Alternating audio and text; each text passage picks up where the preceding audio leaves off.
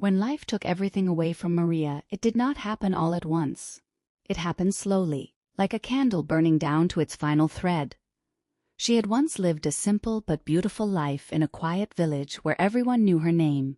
Her days were filled with small routines, sweeping the wooden floors at sunrise, preparing warm meals, waiting for her husband to return from his carpentry work with sawdust on his shirt and a tired but satisfied smile. Their home was small, but it was built with love and shared effort. The walls held memories of birthdays, laughter, and the sound of children running barefoot across the floor.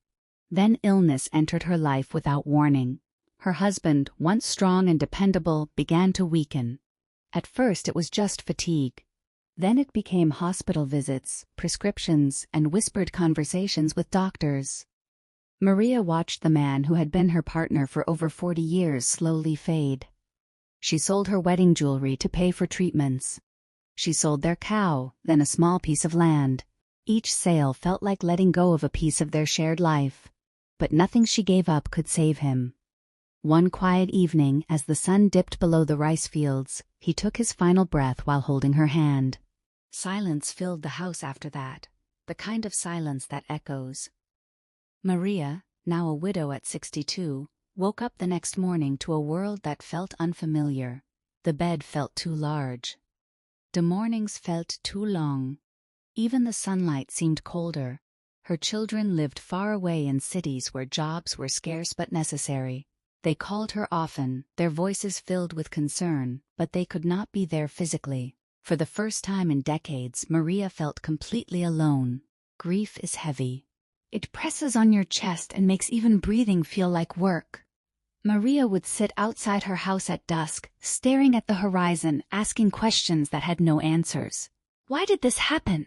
How was she supposed to survive alone? What purpose could she possibly have left?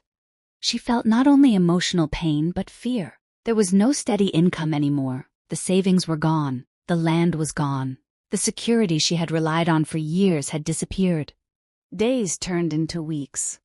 Some neighbors offered sympathy, others offered quiet judgment. A few whispered that her life was finished now, that old age and loneliness were her only companions. Maria heard those words, and for a moment she believed them.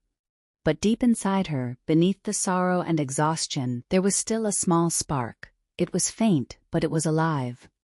One morning, before the village had fully awakened, Maria sat by her window watching the sunrise. The sky turned from dark blue to soft orange, and she felt something shift inside her. The world was continuing even after her loss.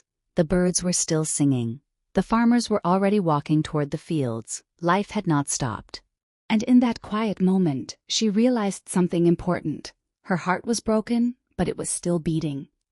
She stood up slowly and looked around her modest home. The wooden table her husband had built, the stove where she had cooked thousands of meals, the old photographs hanging on the wall. She understood that while she had lost much, she had not lost everything. She still had her skills, she still had her hands, she still had her mind. Most importantly, she still had time. Maria made a decision that morning.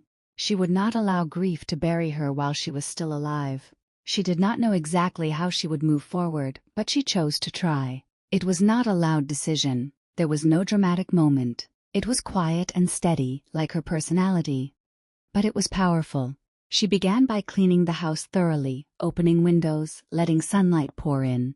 She told herself that if she was going to continue living, she would live with dignity. The pain did not disappear. She still cried at night. She still missed her husband every single day. But she stopped asking, "Why me?" and started asking, "What now?" That question marked the true beginning of her transformation. Losing everything had stripped her down to her core, but it also revealed her resilience. She realized that adversity does not announce the end of your story. Sometimes it simply turns the page. A widow's silent battle is rarely seen by others. There are no crowds watching, no applause for surviving another lonely night. After her husband's passing, Maria's struggle became deeply personal. Every day felt like a test of endurance. The grief did not come in dramatic waves all the time. Sometimes it arrived quietly, in ordinary moments. When she reached for a second cup while making tea and then remembered there was no one to drink it. When she heard laughter from a nearby home and felt the absence of her own financial pressure added to her emotional burden. The small income her husband once earned had vanished. Maria calculated her remaining money carefully, stretching every coin. She reduced her meals to the simplest ingredients: rice, vegetables from a neighbor's garden, sometimes just soup. She avoided unnecessary expenses and learned to live with even less than before. At night, fear would creep into her thoughts. What if she became sick? Who would take care of her? What if she could not pay for electricity? These questions kept her awake, staring at the ceiling in darkness. Yet she refused to share the depth of her anxiety with her children. They were already struggling to build their own lives. She did not want to become a burden. Instead of surrendering to despair, Maria began observing her own strengths. She remembered the skills she had learned as a young girl: cooking, preserving food, managing a household with very little. She reflected on the decades she had survived alongside her husband through storms, crop failures, and financial hardships. She had faced difficulty before. This time was different, but not impossible. One early morning, while organizing old kitchen tools, she remembered the traditional rice cakes her grandmother had taught her to make. The recipe was simple but special, passed down through generations. As she mixed rice flour and coconut milk for the first time in years, she felt a sense of familiarity and comfort. Cooking had always been her language of love. Now it would become her tool for survival. The first batch was imperfect. Some cakes were too dry, others slightly burnt. But Maria did not give up. She adjusted the measurements, controlled the fire more carefully, and tried again. By the third attempt, the aroma filled her small home with warmth. It reminded her of festivals and family gatherings from long ago. Carrying a small basket, she walked through the village offering her rice cakes for sale. Her steps were slow but determined. Some people bought out of kindness. Others were genuinely impressed by the taste. She earned only a small amount that day, but it was enough to spark confidence.